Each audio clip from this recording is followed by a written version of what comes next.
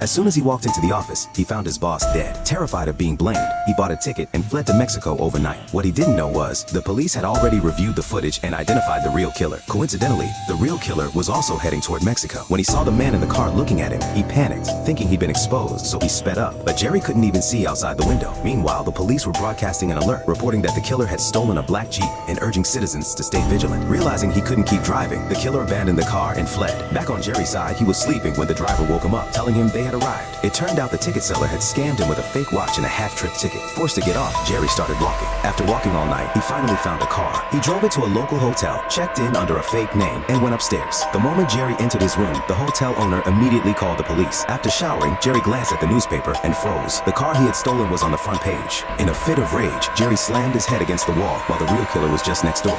Frightened, he grabbed his gun, thinking he'd been exposed. Soon the police arrived. Jerry, thinking they were after him, wrapped a towel around his head, preparing to